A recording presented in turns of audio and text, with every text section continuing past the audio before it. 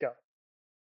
All right, hello everybody. Welcome back to Legends Loading, where the Fairy Fire are going to start their first true big adventure. Well, small adventure, but adventure where there's no go here, do X, go here, do X. They do have to do something, but they don't have. It's a go out and find your quest rather than told exactly where it's at. To be a big get. With that said, how are you all doing today?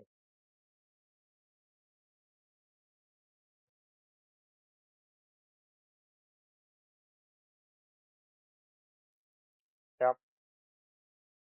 All right.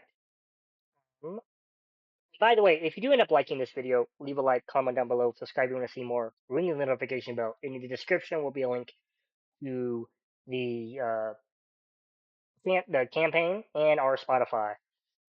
So go follow us over there too. If you want to watch the videos as they come out, that's fine. But if you want to catch the whole episode, you need to be on that Spotify. So last when we left off, I believe you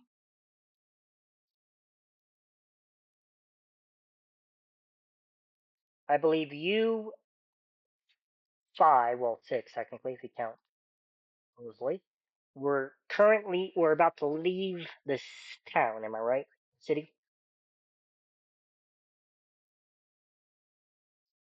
All right. Remind me. Okay. Ophian, the horse. A horse.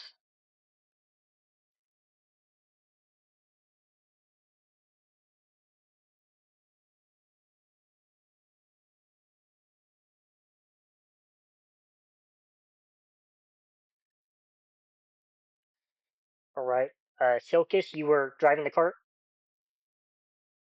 Red Mall, were you in the car?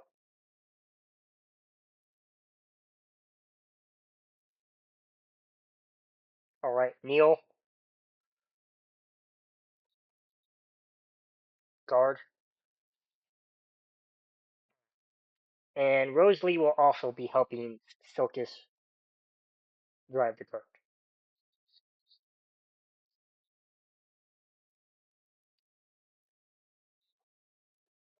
All right. Is is everything set then? All right. The heavy wooden gates of Stormhollow groan as they open, the sound echoing behind you, like the closing of something safe, something familiar. As you step through, the world changes. The stone road gives way to damp earth, darkened by a storm that passed only hours before. The air is thick, cold, and heavy scent of rain, wet soil, and something faintly metallic, like the aftermath of lightning. Behind you, Storm Hollow stands firm. Its walls weathered but steady, lanterns still flickering despite the recent storm. But ahead, it is wild. To both your north and south, the land rises above you, before you, giving way to the sleeping wood. Trees are old, older than Stormhollow itself. Their trunks are thick and gnarled, roots breaking through the earth like veins beneath skin. Storm has left them slick and dark, their bark glistening faintly in the dim light. A low mist clings to the ground, weaving between the trees like something alive, something breathing. The canopy above is dense after the storm, swallowing much of the daylight, passing the forest in a perpetual dusk. When little light breaks through, does so in thin, fractured beams that nearly reach the forest floor. And it's quiet, too quiet. No birds call, no insects hum, the occasional creak of wood and the faint drop of water falling from leaf to leaf. It's called the sleeping wood, and standing at its edge, you get the uneasy feeling that it isn't asleep at all.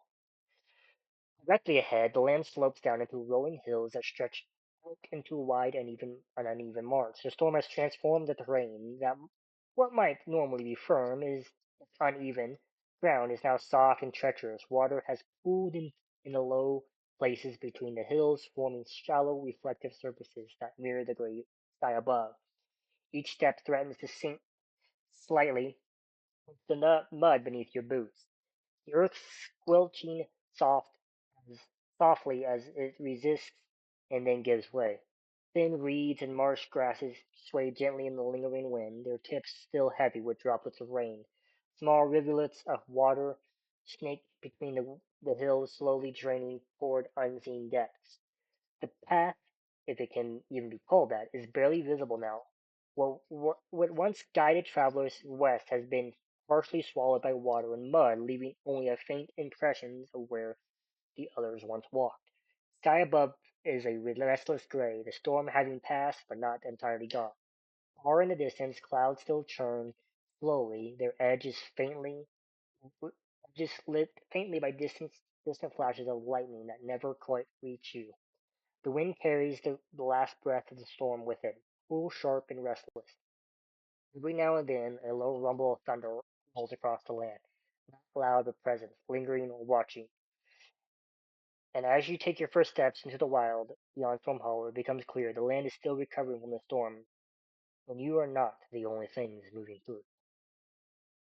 What do you guys like to do?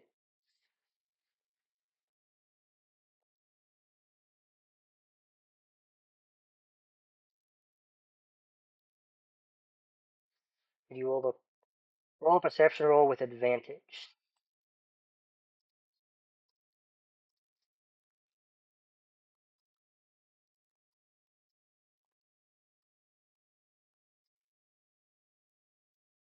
24. All right. What are the rest of you doing?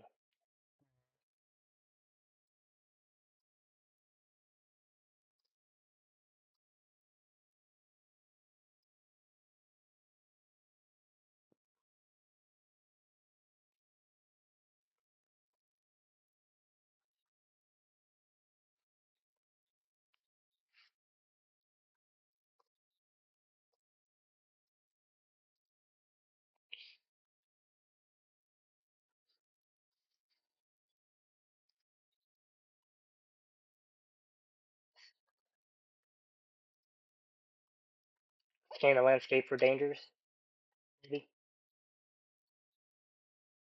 So roll an invest. Roll up. Roll a perception roll.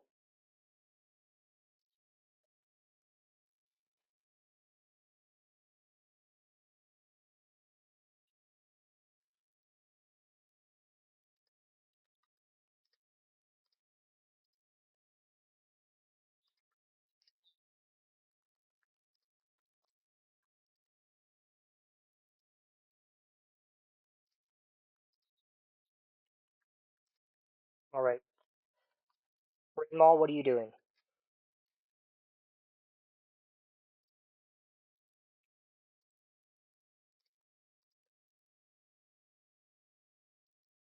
Bored out of his mind.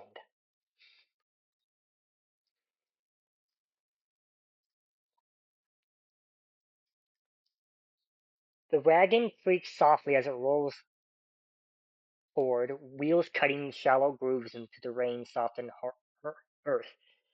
Waters shift beneath the surface with each turn, the marsh resisting your passage just enough to remind you that this land doesn't make anything easy.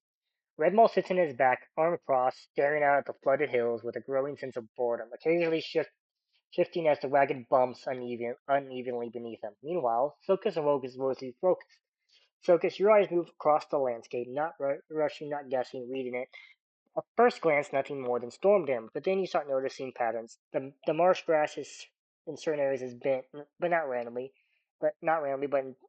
a direction. Water pools are disturbed, but not by rainfall, by recent movement. A section of ground slightly elevated above the waterline has been stepped on repeatedly, and then there's something subtle but important. The wildlife isn't just quiet; it's absent. No birds lifting from trees, no small creatures herding between weeds, not hiding.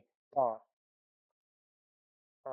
Neil, you scan the area not just for danger, but for advantage. You don't find an ambush, no immediate threats, no hidden enemies waiting to strike. But what you do find: elevated ridge lines along the marshals, perfect vantage points for scouts, natural choke points between water pools, ideal place for ambushes or defenses. A faint, nearly invisible trail where the ground is firmer. Someone who knows this terrain could move faster than anyone else. And then one saying: a broken branch, not snapped by the storm, but cut clean, not crude, just rushed, precise.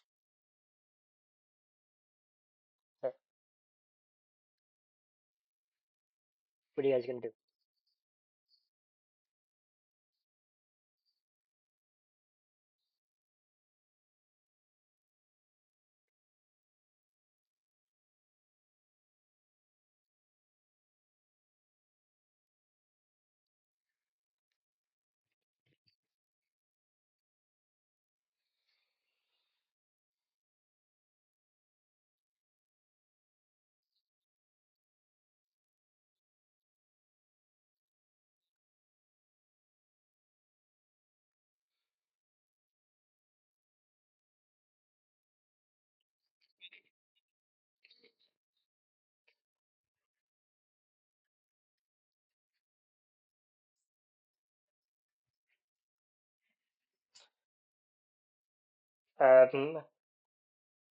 Ophian, you have chance to talk to Tara now. Want to?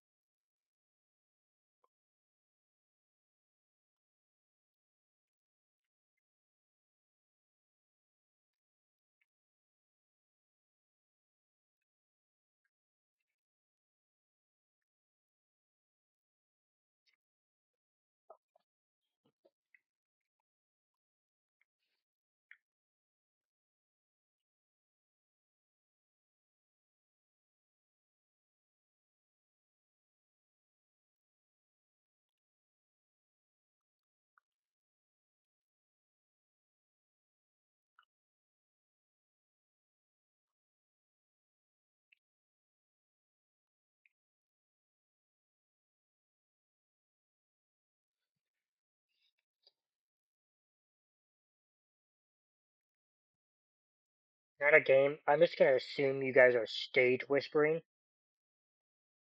because while the cart is not visually illusioned, vocally it is not. So, like the other three could have heard everything you guys are saying. But I mean, I guess you guys are talking in lower voices.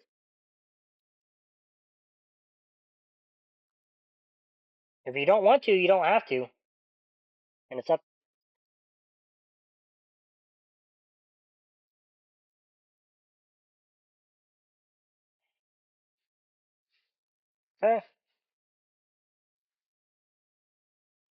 Because with Neil's natural 20 perception and Silkus's 24, they would have heard everything if you weren't caring.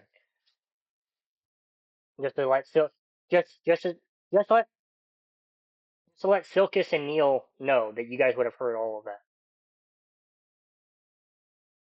Your high perceptions.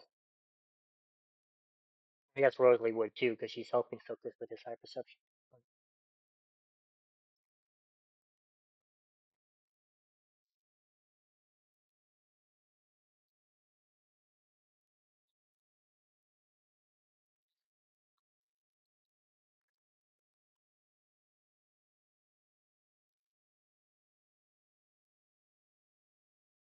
Rosalie will talk to Silkus. Neil. I guess Neil's walking right by them, right?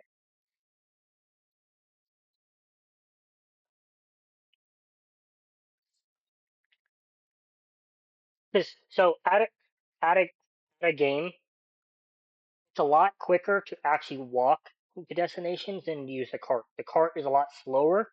It's more controlled, if that makes sense. The pace is consistent, while walking actually will take you um, shorter time to get someplace. Um, no, what I'm saying is Neil can keep up with the cart. That's all I'm saying. Very easily. It's just the cart doesn't get you tired as much. And maybe every few miles, Neil takes time to just sit on the cart for a little bit just to rest and then get going again.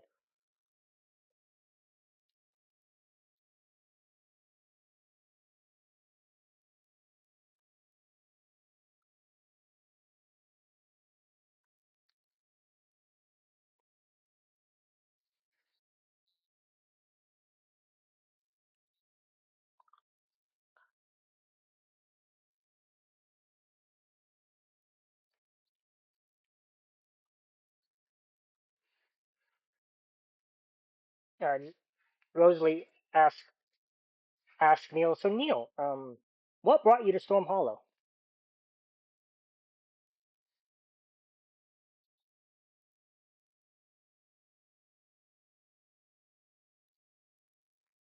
What kind of stuff?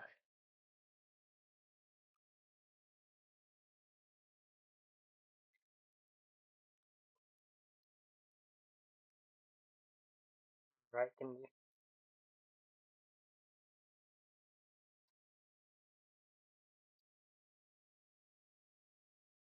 open up? Rosalie doesn't notice anything odd about your statements.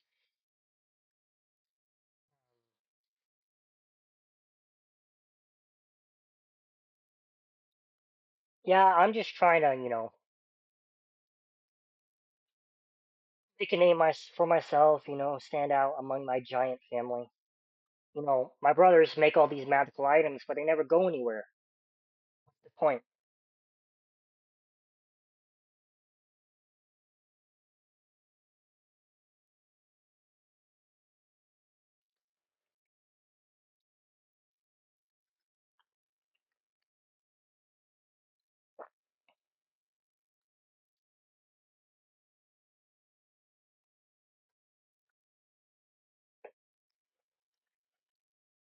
I think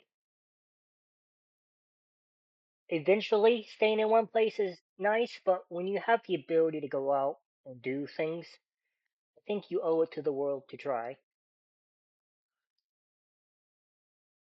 And then, down the road, as a reward to yourself, find a new good place to settle down, if that makes sense.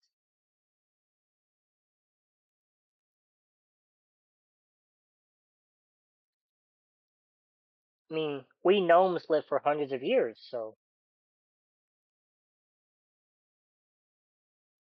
so do you. I think by the way, Neil would also live pretty long too. Which I'm pretty sure the shortest lifespan is Red Mole. of all of you guys. The way I don't know for bugs. I don't know how long they live. I'm gonna guess they live a long time because you guys are Fae.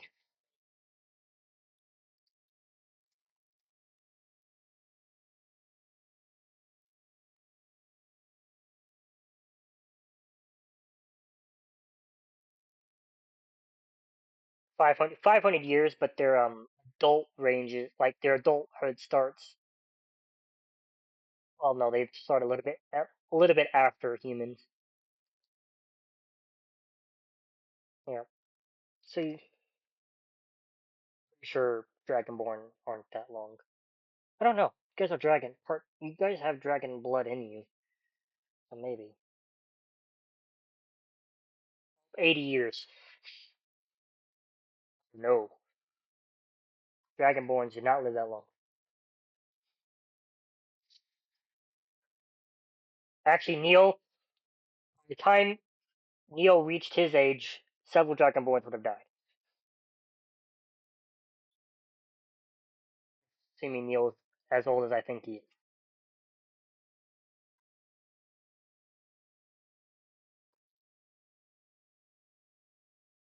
Well, I would hope so, because 80 is like teenage year for elves.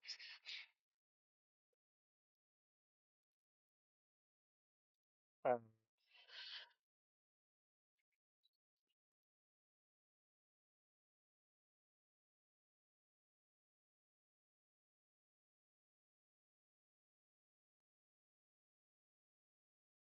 yeah.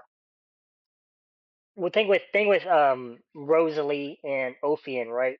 And even Neil, right?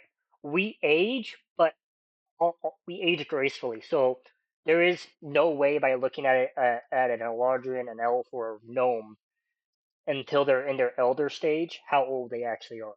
Because once they hit like young adulthood to even middle aged, they basically don't change features very much.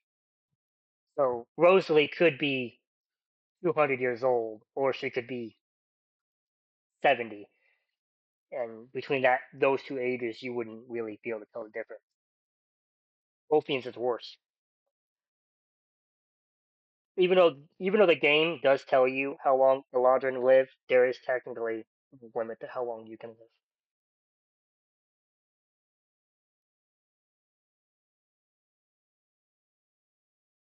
Well, yeah, that's it without the Druid side. Without the Druid side, even as an Eladrin, I mean,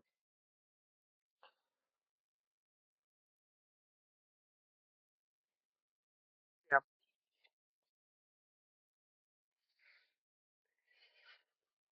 So unexpected, yeah. Well, even longer than that, Mason.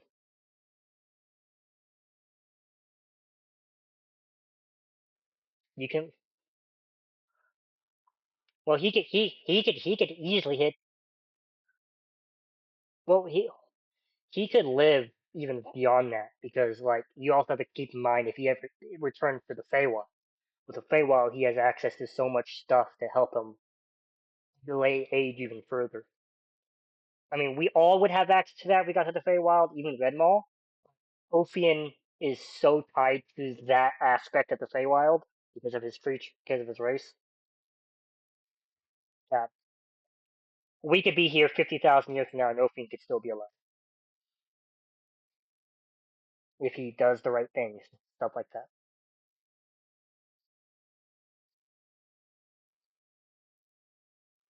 Well, what's crazy is like at a game. I know this is off topic, but at a game like if anyone's seen Lord of the Rings Elrond, so Elrond is for 45,000 years old, but he only has three kids. The elves don't generally have a lot of kids. We'll have three when they're younger, then they're done. So, and he's not even a full elf. He's only half of an elf.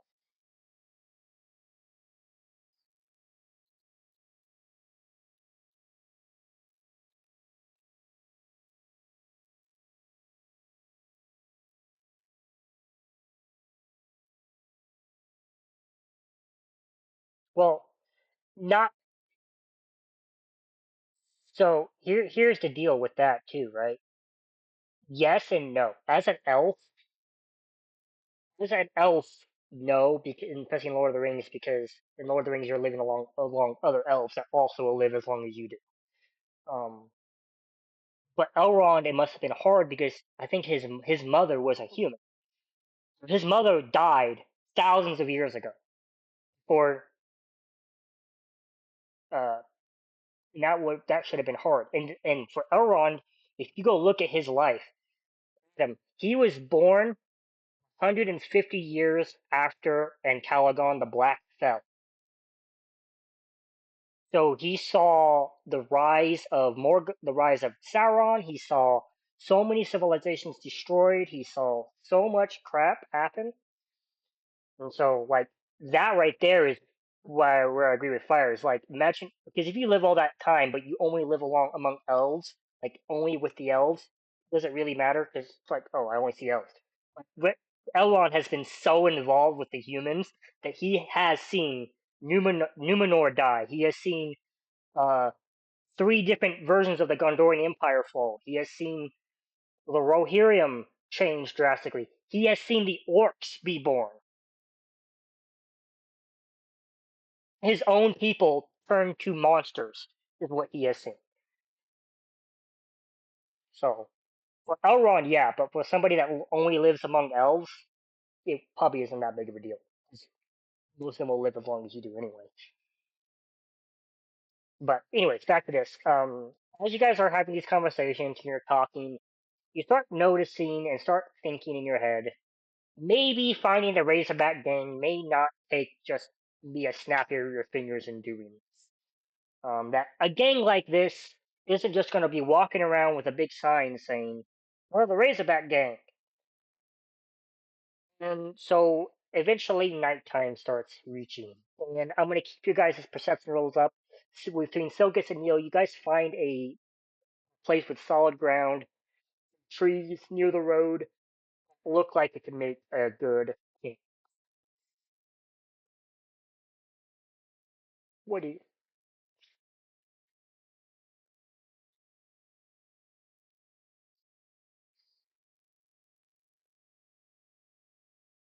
There's also a small creek there, so you guys can feed the horse, or get the horses water.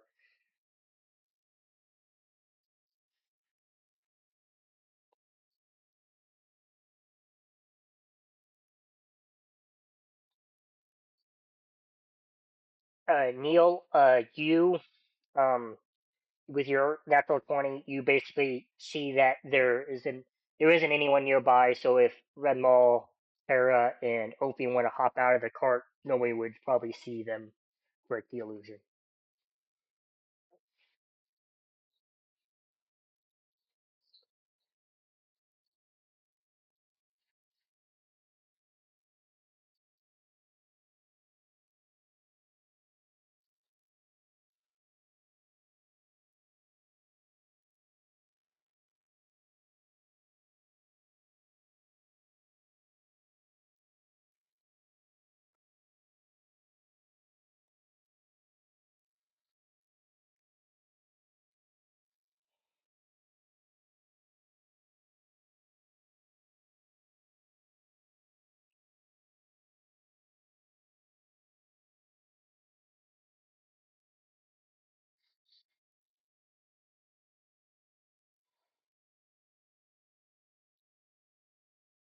Oh, Ophian.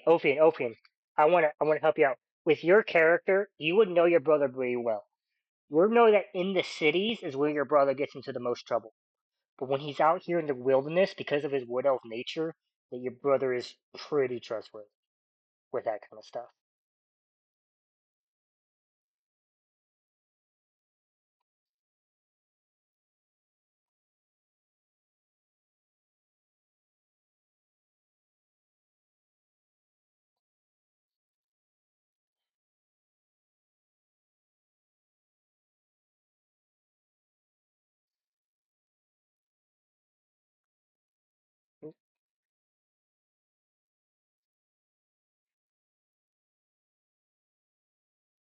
Well, also, Ben, we talked, Mason, that your character couldn't control it early, and just now got the ability to control it.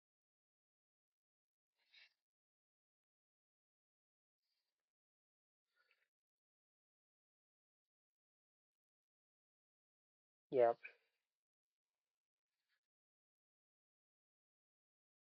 If, as you guys are deciding this, Rosalie is taking a yellow little silver string and is drawing a circle by behind. She's trusting Silkus to make the camp since his family does this for a living, and she's gonna take a silver string and outline it around the camp you guys are setting up.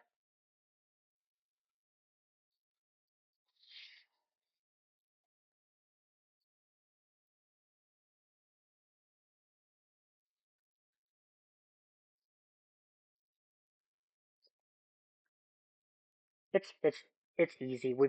I'm not gonna have you roll. We have a guy who literally sets up camps for a living, like as a life, and we have a wood elf. If you two can't set up a camp, we have no hope.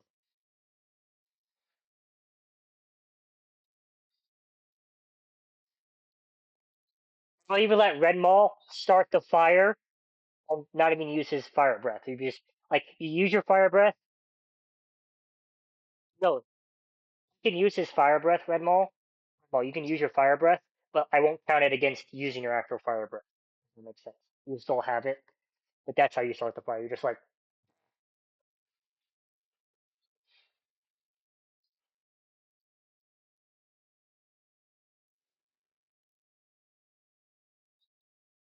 Red Maul is Red Maul's our Charmeleon.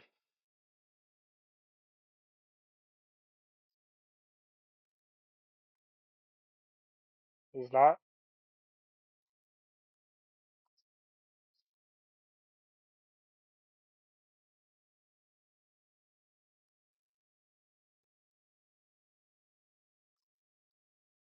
Just Red Maul's not leaving the.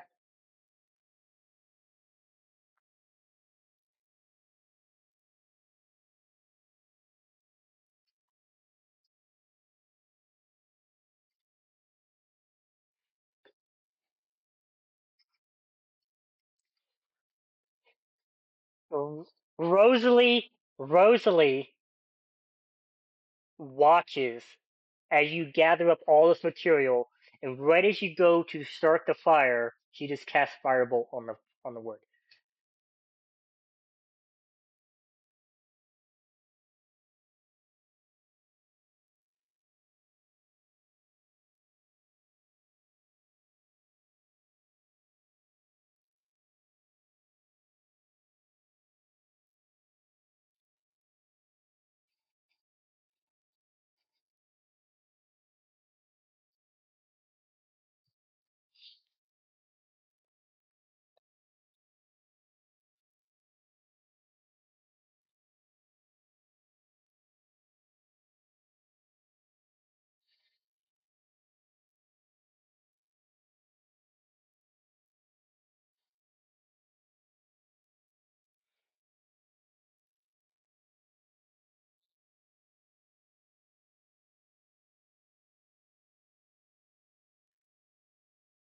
Rose Rosalie says, "I have trouble with fire too.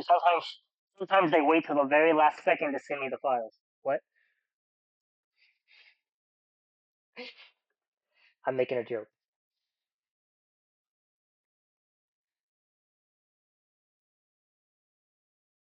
Broke the fourth wall. Okay.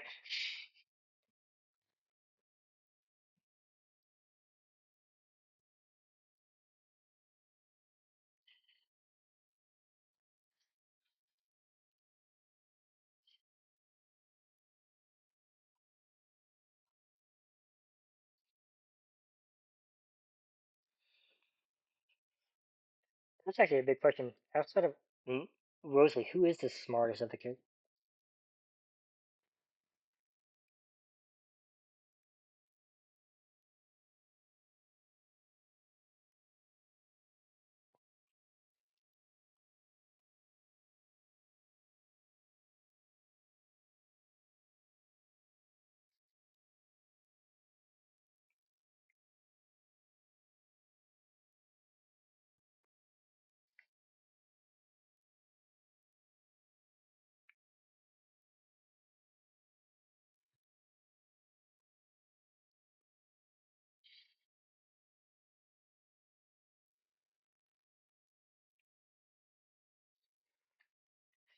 Oh my, the game, the game, I just went through and looked at all of our intelligence scores just to see about the brain thing.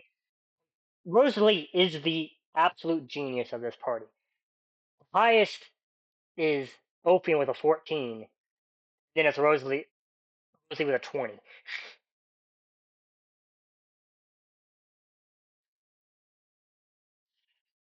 Well, I also hope the Rogue might have a little bit higher intelligence than a 10, but that's okay.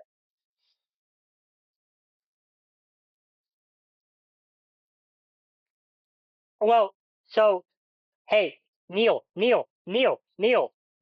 you are average for an adventurer. You are above average for a common person. No, all commoners have 8 on average for all their. Yeah. So,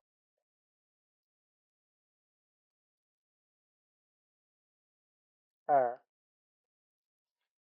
hey, Adam, Adam, Adam. Neil is smarter than Grog.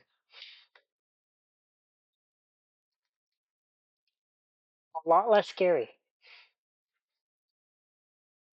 That's why I said Adam.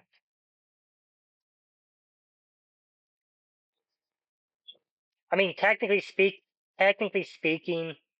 technically speaking, Grog is a thing in D&D. It's not a name for ale.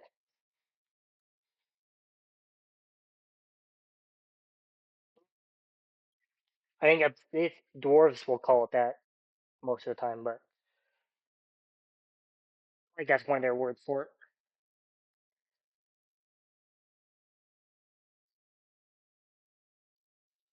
Are you guys camping?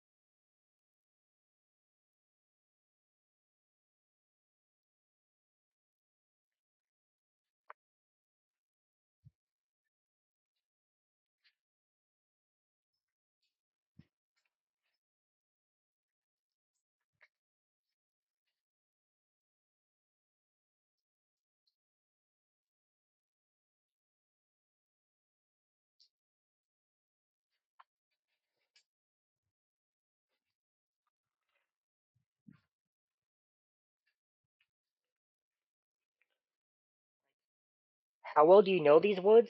Is that what he's asking? Well, he's never. he-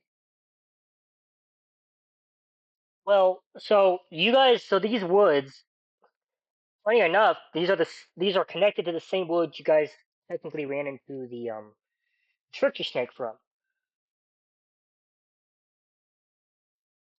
But outside of that, Ophian wouldn't exactly know the wildlife here, but you could roll a nature check to see if you could figure it out.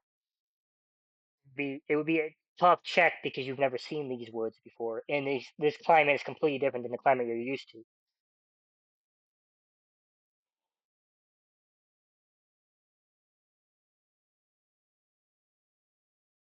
I mean, technically you would be able to, or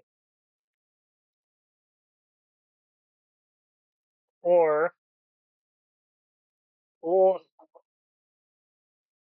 or or question, just out of game. Just want to make sure you guys have all your information. You could ask the guy who grew up near these woods.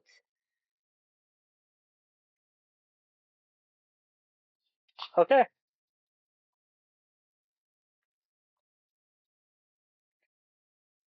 all right. Make it. I didn't say anything.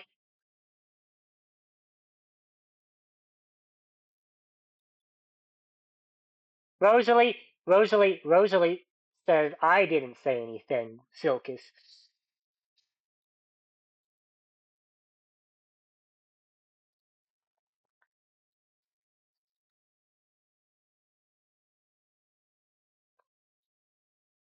Well, so Red Mall, the guy who complained about being bored, hasn't gotten out of the court yet.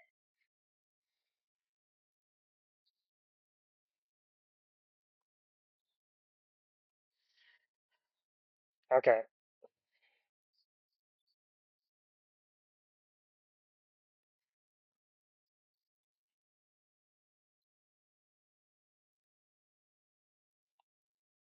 you can roll it.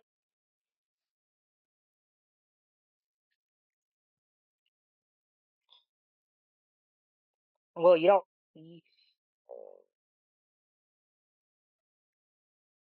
Yeah.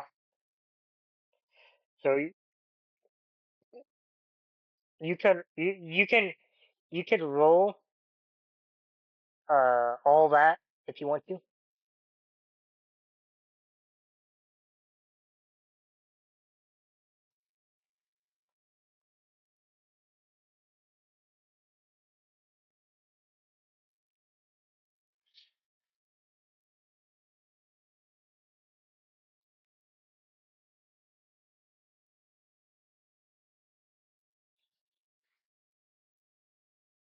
All right.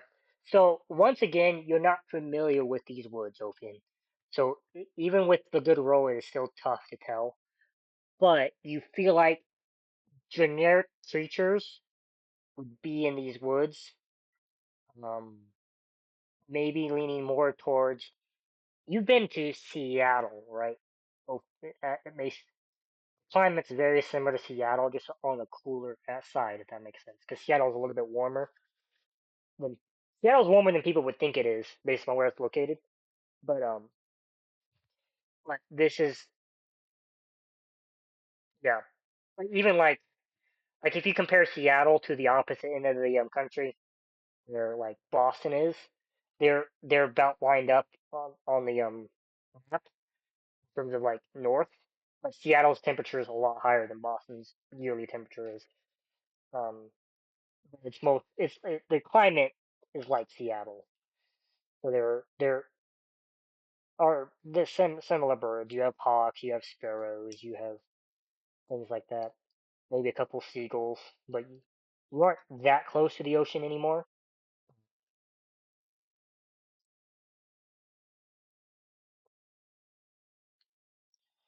You also got seagulls in Kansas because they're stupid. But that's beside the point.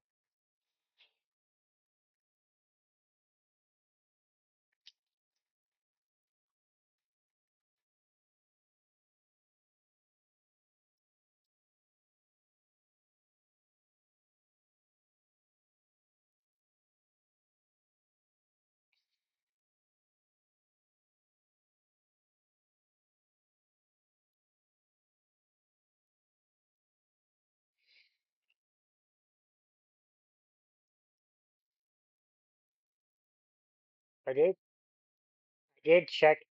I did check Ophion. Well, to be fair, also Terra can't tell you if you're wrong or right. Because so out of the animals you picked, Mason, well, technically either the owl or the eagle were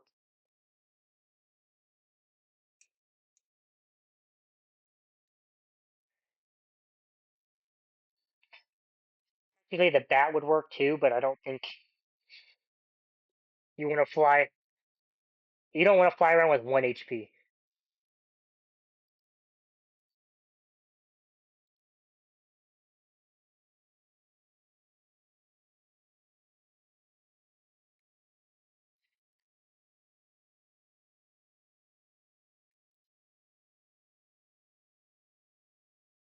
I I I'm giving the eagle dark vision. I know it says it does. It doesn't say it has it, but eagles see pretty good at nighttime, um, most of the time. So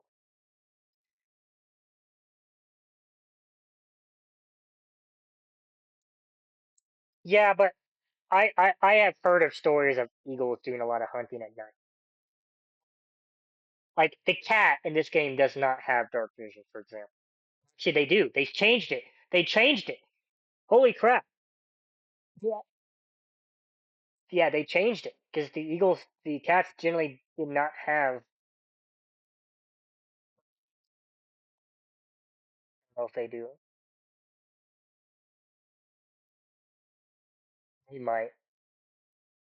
Mm, actually, I just made it. I just, I just made it to backseat.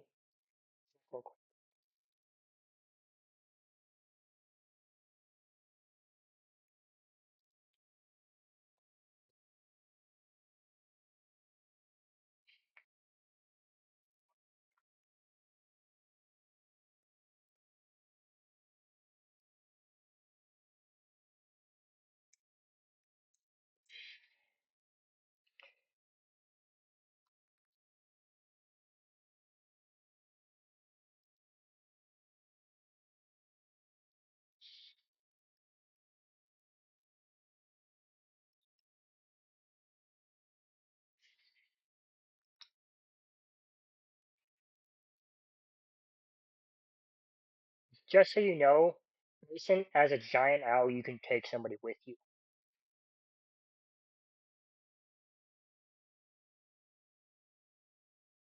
Sure. Yeah, owls live in these woods. They be giant ones. They're large creatures. You can carry somebody on your back. Probably not red mall. Red mall and Silkus will probably be a hard no because they're too big. But a giant owl can.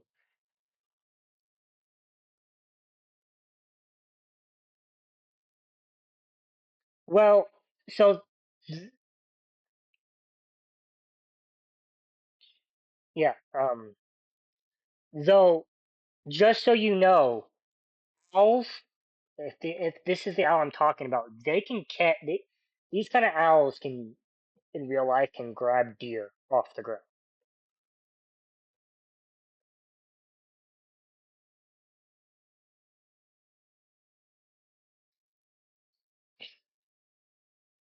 for what they are. Yeah, for their size. Yeah.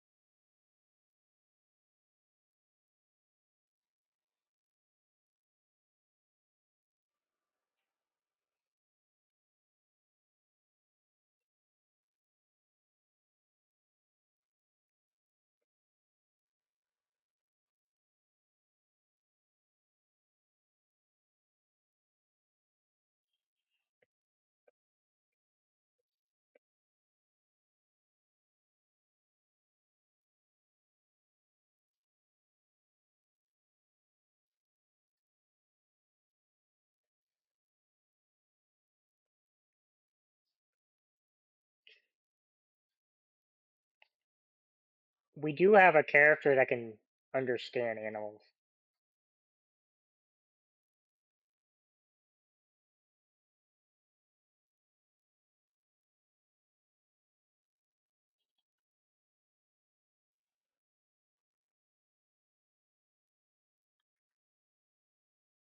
You'd be able to be wild in your wild shape for 2 hours, or until your hit points drop to zero,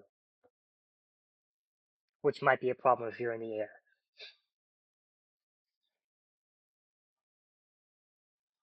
Well, yeah, I mean it gets up to three, and he didn't pick Circle of the Moon or Circle of the Shepherd, so he won't get the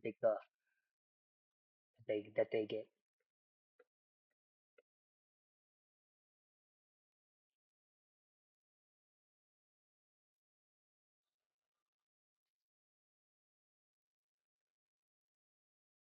I think it's Fort. Yeah.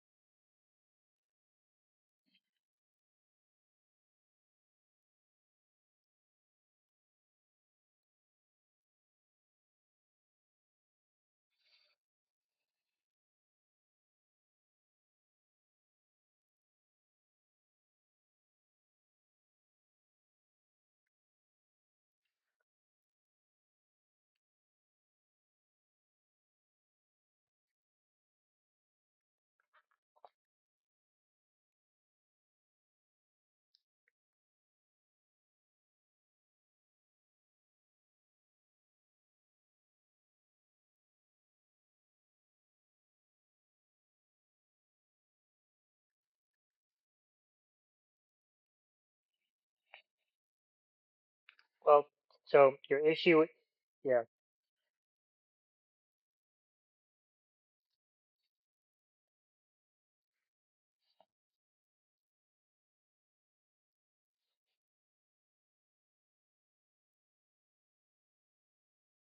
Well, you get shot down and revert back to your own form. So,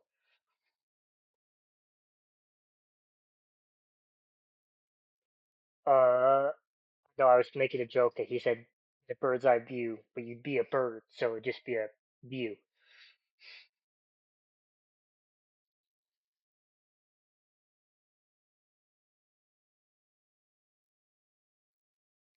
If you want it to be a hawk, like actual hawk, you can. They just use eagle as the template because eagles and hawks are related to each other. So,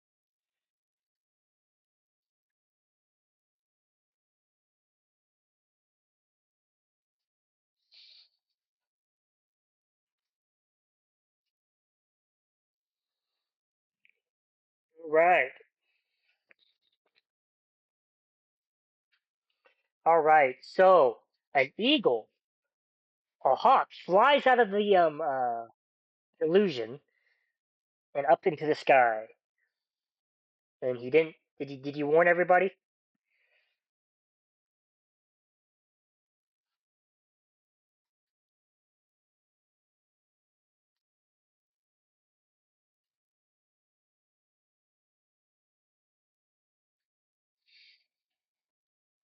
All right. Neil, Neil, Neil, roll an insight check. Cause you're the one with the bow and arrow.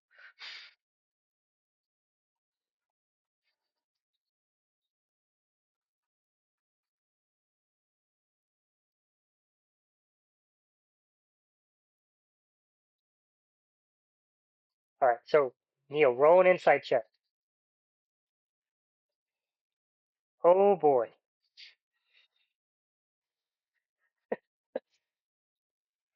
Neil, Neil, you see a very appealing hawk, like something that could make a good meal, fly above your head.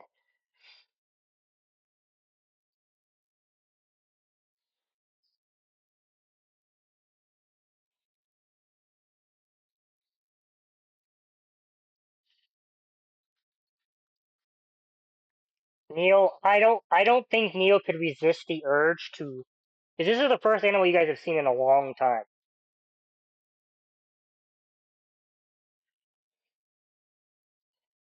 So Neil, can you roll are you, I would think Neil would fire his longbow and try to hit it.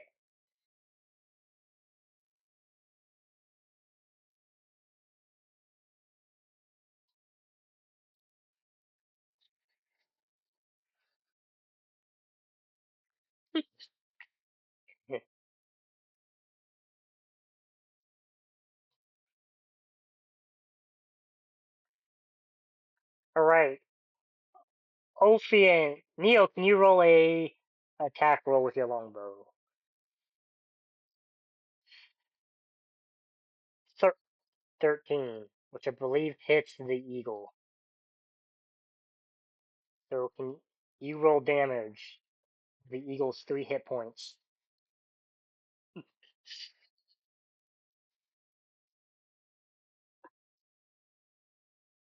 So you take 8 points of damage as Ophian and 3 as the eagle. As Ophian, no, because the eagle takes 3, the Ophian takes 8. No, you take 8. You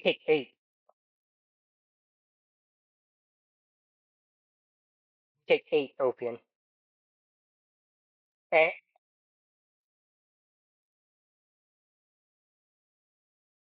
uh, you you go crashing down to the ground. Can you roll a acrobatics check?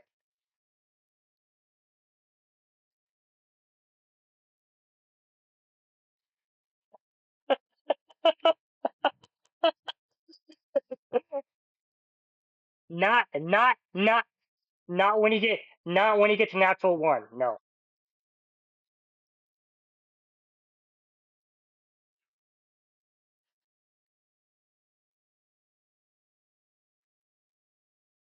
Well,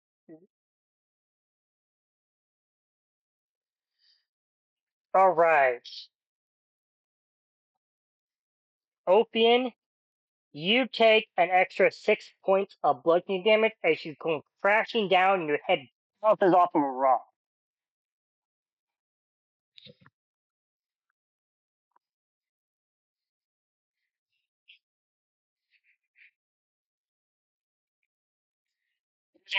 There's an arrow. There's an arrow in your shoulder.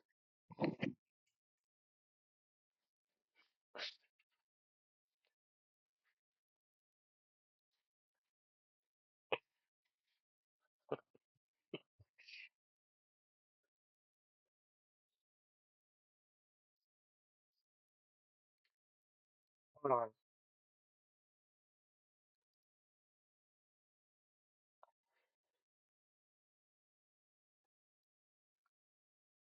I'm s- I'm s- I- I'm sorry. Okay. Rosalie stops herself from laughing her ass off because she saw you hit. Because she saw how you hit the rock. That's what stopped her.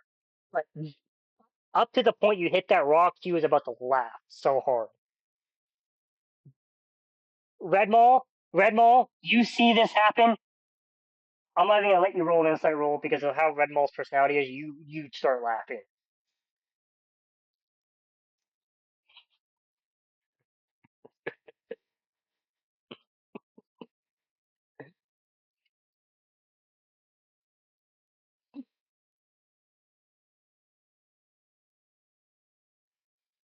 All right. So what do you guys do?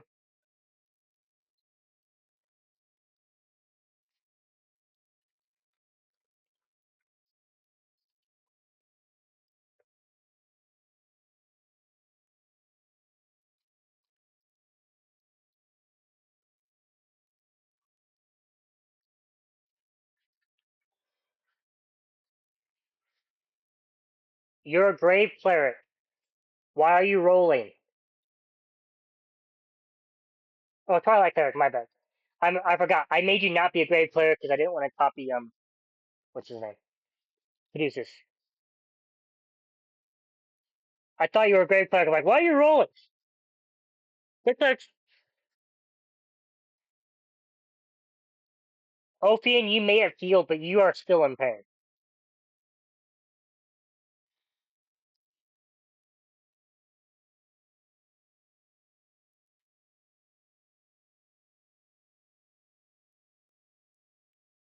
You're so here's how it healed you, right? The big gash in your head, the cracked open head is gone. You're healed from that. The hit points are down, but the headache and the smile concussion still there. Because you would have gotten a concussion.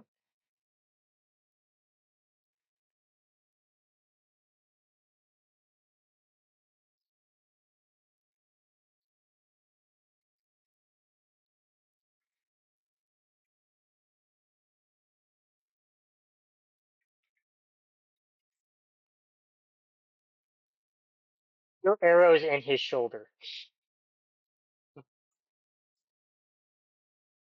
Wait, no. You took it. Did you take it out?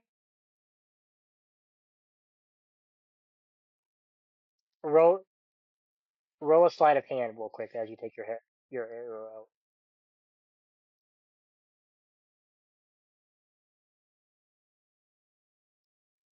Okay, you pull it out without causing more damage, and the arrow is still fine, still usable.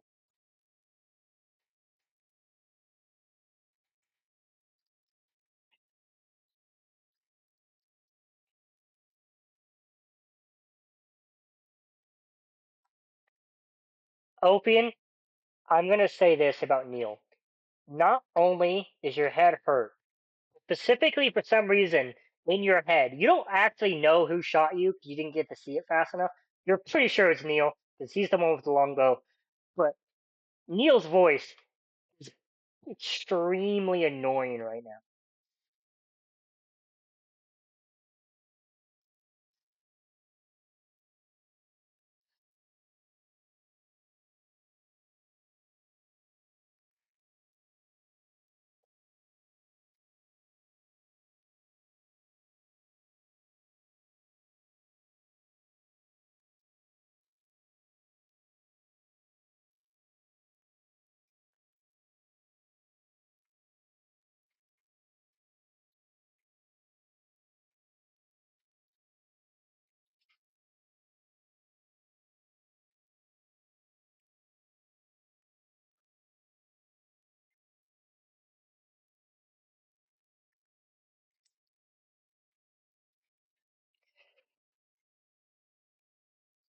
Rosalie, Rosalie walks over, still trying not to laugh.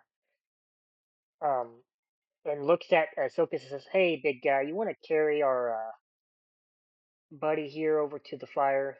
'Cause, you probably shouldn't stand up, Ophian."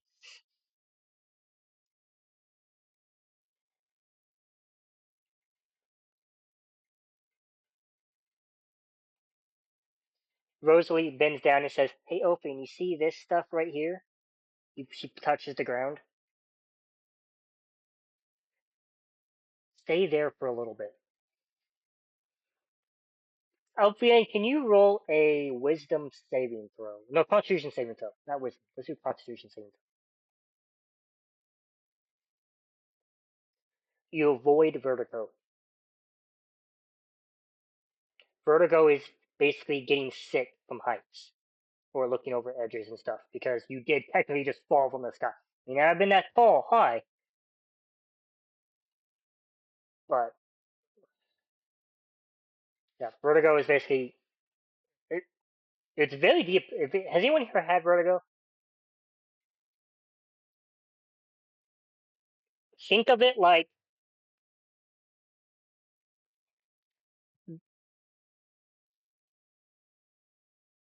yeah. The way I've always the way I've always seen it, said it, told it, it doesn't do the same thing. Explain it to people. It doesn't do the same thing to your body.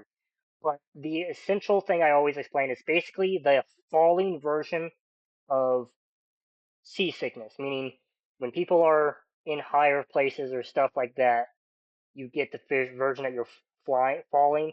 When you're seasick, you get you get the feeling that you're on the ocean, even if you're not actually on the ocean.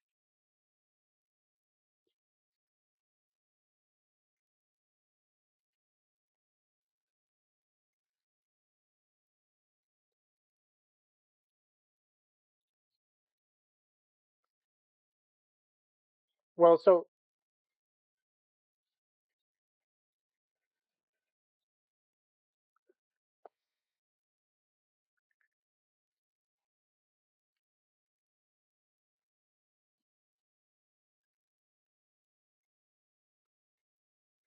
well, you, you can. It's rare, but you can get vertigo. It's rare, but you can still get vertigo even if you just trip or fall on the ground. Like you can still technically get it if your head's hit the right way. Um, but you do avoid.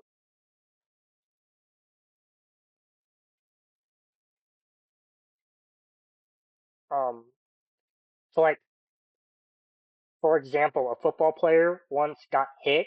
If you ever seen those plays and he flew into the air and landed, um, like did a flip, he had vertigo for a week after that incident. So it doesn't have to be even from that high up for vertigo to happen. But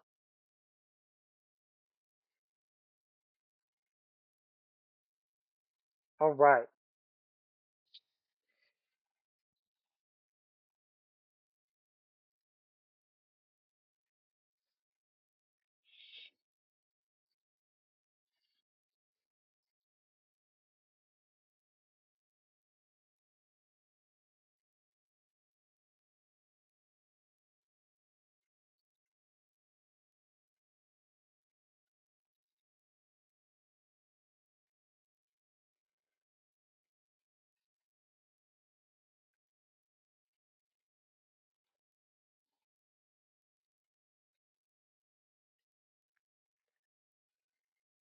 all right. So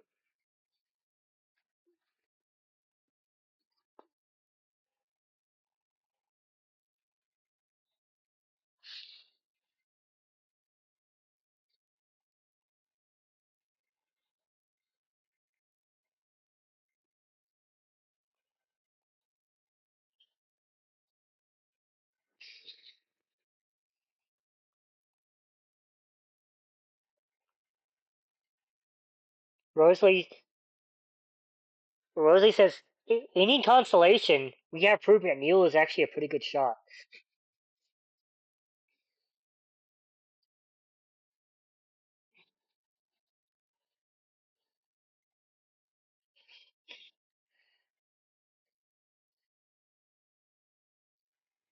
Yeah, Eagles don't have.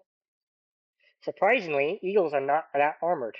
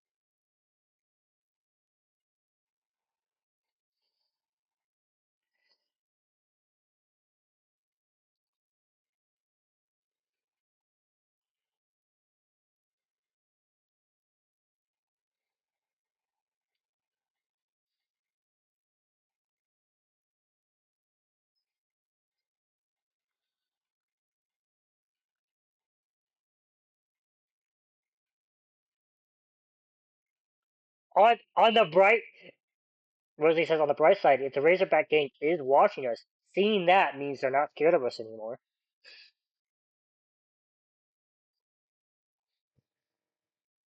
Which means we're probably getting attacked tonight. Good luck, everybody.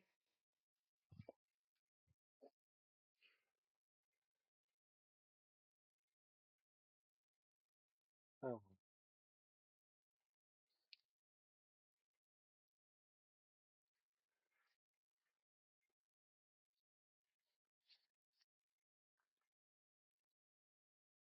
All right,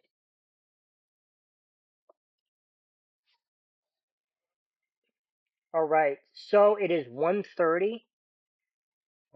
And I'm gonna end the session here. It's a little bit early, but it's because I have something big planned next. I'm just very glad that Silk has actually healed Geofian because this next part is going to be harder if he doesn't heal you.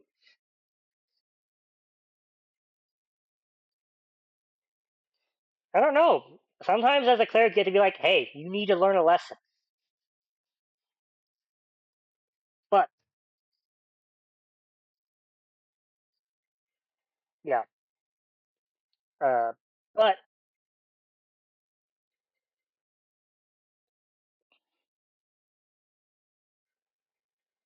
maybe the char- maybe the character, maybe the character with one of the two highest wisdoms would have the wisdom to tell the other party he's doing, so the other party doesn't react, not knowing that it's him doing it.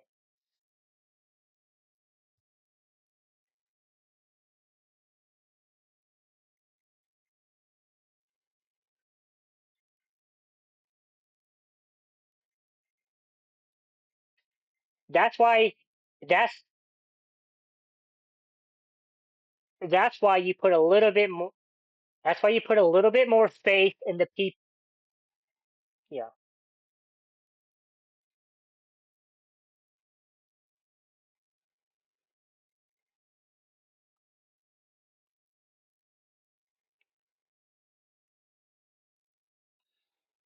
yeah. That's why Silkus and Rosalie kind of suggested people get out of the cart while there was nobody around to watch you get out of the cart. Neil told.